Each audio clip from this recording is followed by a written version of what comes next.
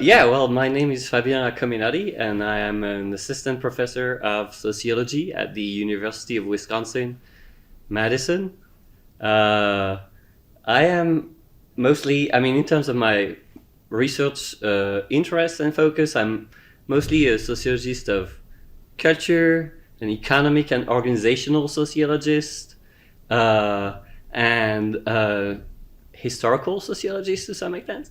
And I'm also a stratification person, so I'm interested in stratification research. So really what I try to do is to bring together these multiple kind of streams and to combine them to try to develop a kind of original research agenda at the intersection of them. So that's what I've been doing. And mostly the main concept that this research agenda centers upon is the concept of status hierarchies, how they emerge, how they dissolve potentially, and then what their implications are in society, in the social world, and in particular, like implication for inequality and how it emerges, how it is sustained, and potentially also how it is reduced in society. Yes. Right. Yeah. So so status hierarchies essentially. Right. I think this is a difficult concept because there's ambiguity around what this means, and different people understand it differently.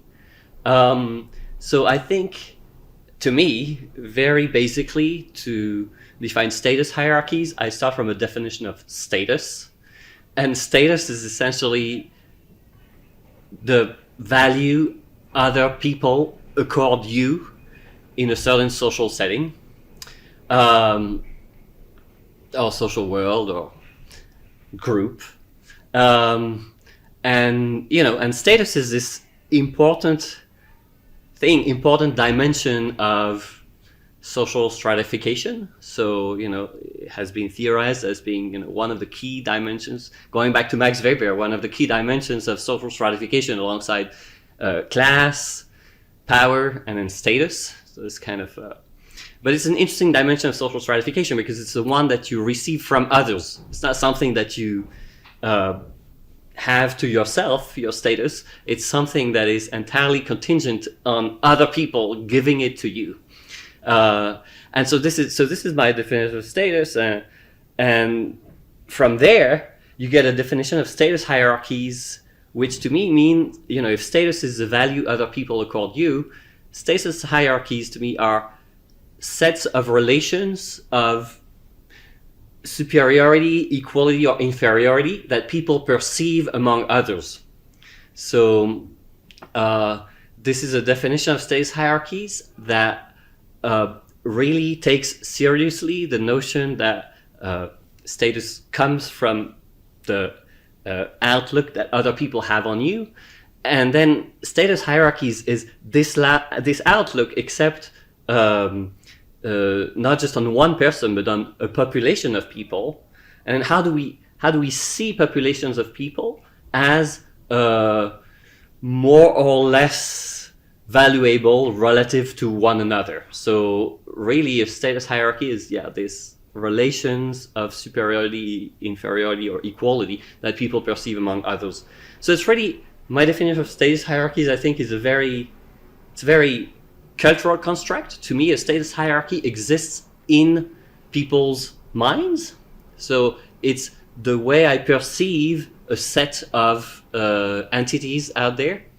An obvious example is, for example, a college ranking that you may have in mind. We all have a sense that, MIT is up there, and then you got something a little bit lower so when we approach the population of colleges, we all have ingrained into us this cognitive, cultural schema almost, which is the relations of superiority, inferiority, equality we perceive among these elements in the system. I think I got, I think there are several answers to this question. One is essentially inequality is something a lot of social science is interested in. But there's an interesting feature to inequality, especially in kind of democratic societies such as the ones that we live in, that are a little bit premised on ideals of equality, precisely, between citizens, and is that, you know, to accept inequality between people in our societies, we need this inequality to be legitimate.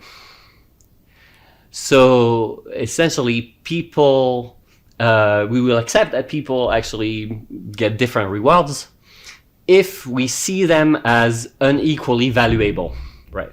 So if they have different statuses in our eyes.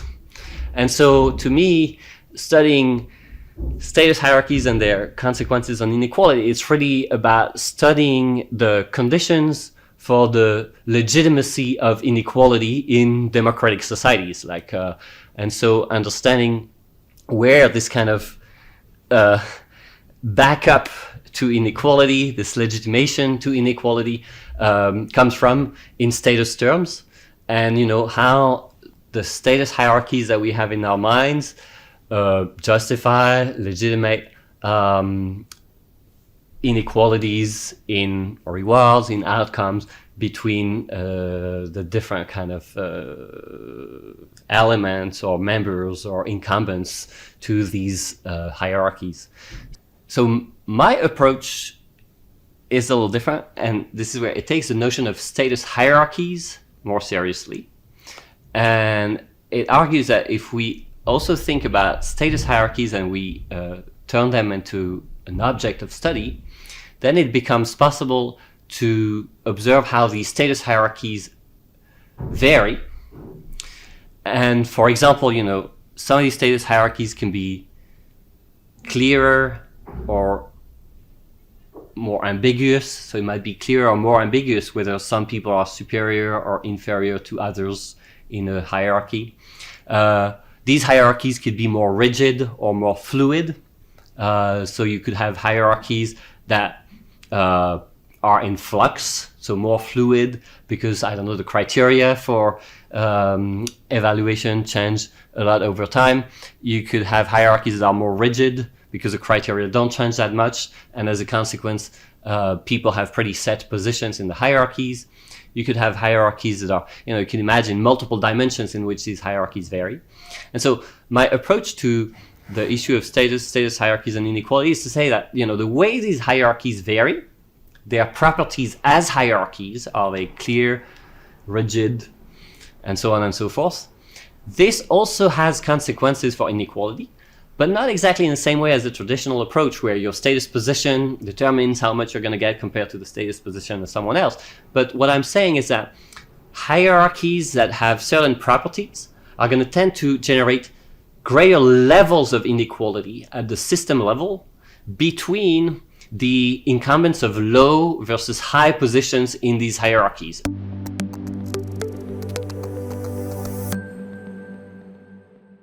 Yeah, so meritocracy.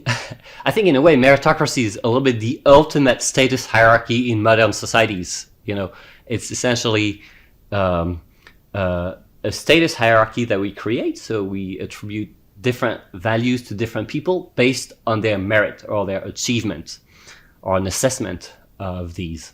So I look at meritocracy. There are many ways of looking at meritocracy. But the way I look at meritocracy is really as a status system, as a status hierarchy that's merit-based. And in line with what I was saying just earlier about, you know, how status hierarchies can assume different forms, can have different features as hierarchies, what I call different architectural features. Well, it's a little bit the same thing, like merit-based status hierarchies, this is the word I tend to use, can also assume different forms. I mean, they can vary in multiple ways. So first, you know, merit-based status hierarchies, they can differ in, the kind of very substantive hierarchies that we are talking about empirically, and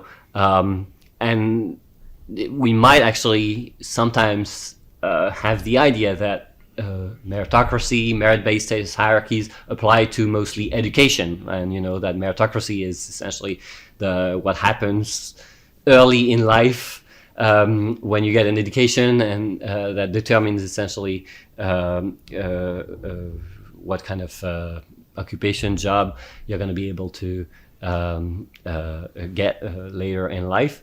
But my vision of merit-based status hierarchies is actually much broader than this in empirical terms.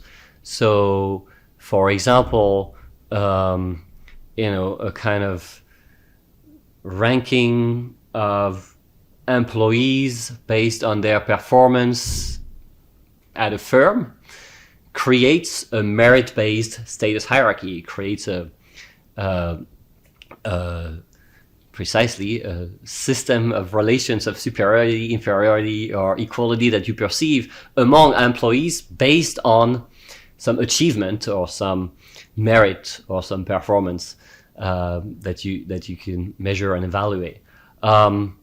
But you could think also of merit-based status hierarchies in organizational contexts, and there, university rankings are themselves merit-based status hierarchies. We are essentially ranking these hierarchies, turning them into a hierarchy based on their, again, performance or some measure of it. But you could also imagine in the art world, which is one that I've studied, the sorting of artists based on their perceived greater or lesser talent is also a kind of merit-based status hierarchy, and so on and so forth. Like even an occupational status hierarchy is to some extent a ranking of occupations based on their merit, meaning on the contribution that we perceive each occupation is making to society as a whole. And so this is a little bit a very broad definition of what a merit-based status hierarchy is, and therefore it has multiple kind of empirical instances. So that's one way these kind of merit-based status hierarchies can vary. But then there's another way that they can vary that goes back to what I was saying earlier about status hierarchies. It's not really the empirical domains that they concern, but it's more like the shape that they assume. So these merit-based status hierarchies, are they clearer? Are they fuzzier? So for example, you can imagine if you rank employees based on their performance, but if you evaluate this performance with a kind of narrative verbal evaluation, you're going to get employees that seem to be better than others, but maybe it's not going to be very clear. Maybe there's going to be some overlap. Maybe, where exactly each employee stands relative to each other is going to be a little fuzzy, right? But if you do the same exercise and evaluate the performance of employees to create a merit-based status hierarchy among them using a rating or a score or a numerical score even, then it's going to be very clear that, this employee is a 7 and this employee is a 5 and this employee is a 3, and you're going to have a super clear, bright status hierarchy here. So that's one way they can vary. Another way is the greater or lesser verticality of these hierarchies.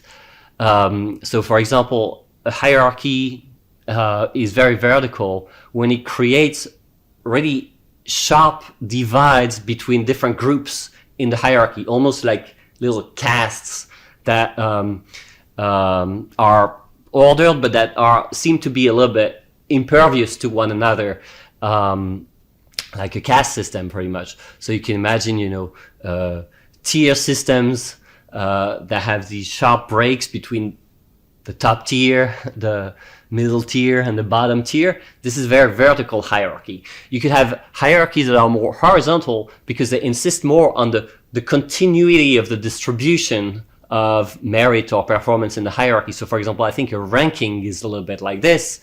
A ranking, if you rank everyone relative to everyone else, you insist a little bit on the fact that, you know, everyone is part of the same ordering, and that it is possible for people to climb the ranking. And essentially a ranking is less this kind of caste system that isolates groups from one another in the hierarchy.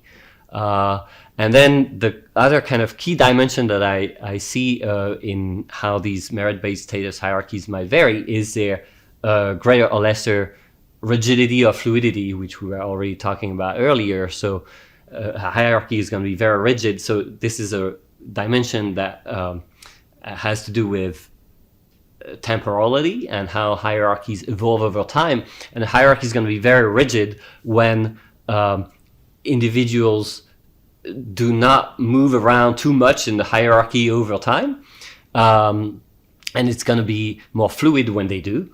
And this fluidity could come from, shifting criteria of evaluation, for example, that, you know, might make someone who was not doing too well on one criteria actually do much better when another criteria manages to become dominant. And therefore you have a kind of more fluid hierarchy.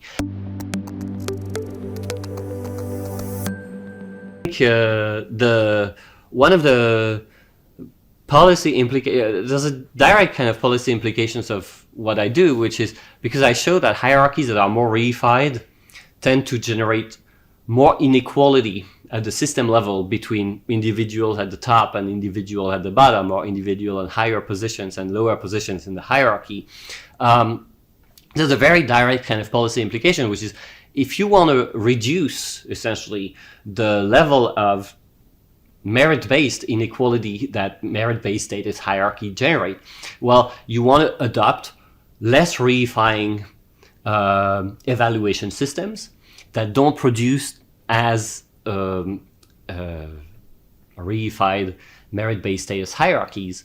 And as a consequence, this is going to generate lesser inequality between the rewards of people in high and low positions. So if this is a policy goal, like reducing inequality in meritocratic rewards, so if you think that you still want to reward people who are more deserving, who perform better, higher, if you but if you think that, you know, you don't want a gap between them and people who are not performing as well to be too high, then you're going to want to adopt a system that is maybe more less reifying of the merit hierarchy. So it's really what I'm insisting upon is just like the way you design your evaluation systems has consequences for how much inequality you will generate between the deserving and others. And then it's a political question whether you want a lot of inequality between the deserving and others. But I'm just saying, well, you know, if you want less, maybe one way of doing this is to adopt an evaluation system that is less reifying. And that would be one way of getting to this goal.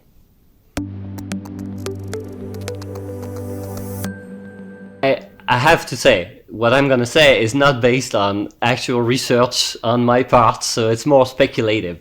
But I think there are really two ways these tools can affect inequality through their effect on typically merit-based status hierarchies and how they are constructed. One way is that, you know, what I'm going to call essentially algorithm-based measures, classifications, if you want, of performance, merit, deservingness, right? because they're algorithm based, they're really data based, and so they are really based on the behavior of people a lot of the time. So essentially, algorithms are going to give you, for example, credit worthiness or a credit score based on your history, on your credit history, essentially, on your history of credit behavior and of your management of your finances and things like that. And so then, you know, these tools are going to be able to, rank people by their credit worthiness based entirely on what seems to be individual observed behavior, right? And the consequence of this is that these tools really make it look as if your creditworthiness or your merit score is really something that is rooted in you as an individual. So it's really something that is morally deserved by you as an individual. And the consequence of this is that it obscures a little bit the social forces that actually shape how you do on your management of your credit history or things like that. And instead, it tends to attribute all of your outcomes to your observed behavior, which the algorithm uses to generate its score.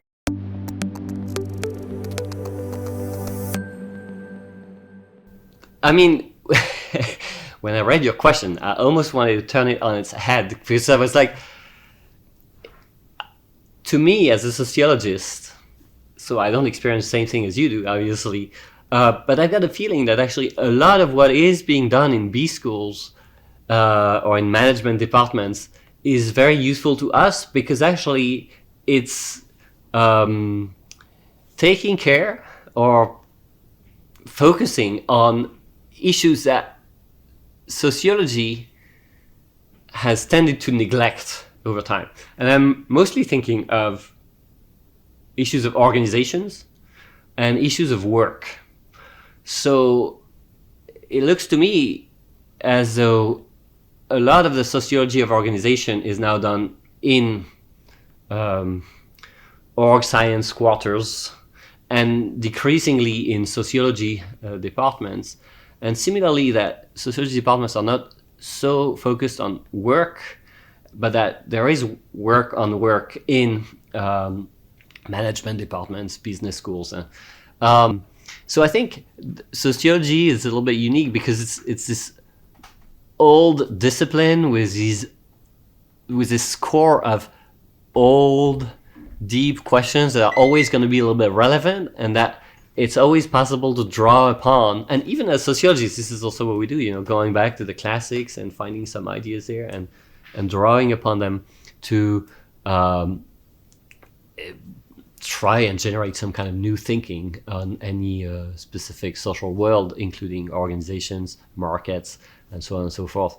So I think this is the strength of sociology. I think, you know, if I were an org scholar, I would look at sociology as a treasure trove of old ideas that, you know, some of which are probably ripe for some revamping and application to new social environments such as the firm or organizations or markets.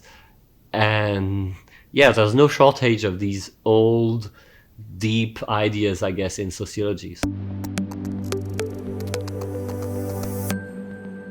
Maybe the piece of advice that I'm the kind of most adamant about is something like, make sure you have a voice. So it's easy as a graduate student to get involved in multiple projects with multiple advisors or faculty members in your department.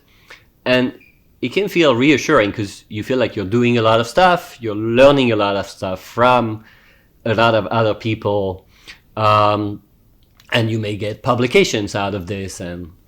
But I think the downside of this approach, if it's taken too far, is that you forget a little bit to develop a scholarly identity, something that is your unique voice in the field, a unique thing you try to carve out for yourself, a unique message that you think you have to the world from your research.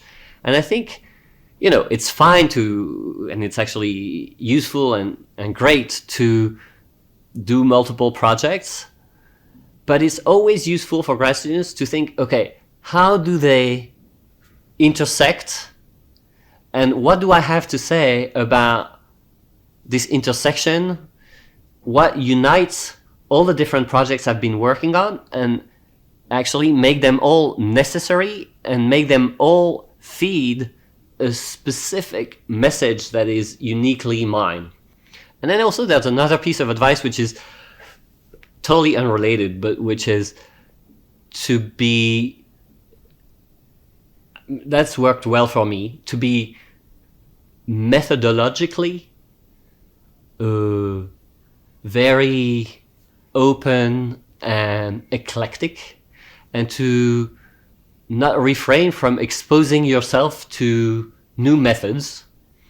So this can be a little bit contradictory with the advice I was giving just before, because when you open up to new methods, it's going to take you to different projects, and so you might end up with a very fragmented kind of identity. But I think it's useful to be eclectic in your methods, because there's likely to be a point when you need a certain method for doing something you want, related to maybe the voice that you're starting to develop, and you're like, oh, okay, if I want to develop this voice, I like to do it this here. And to do this here, you're going to need a certain method because, I don't know, you've got data to do it, but the data structure is such that it's this method that would lend itself to its analysis.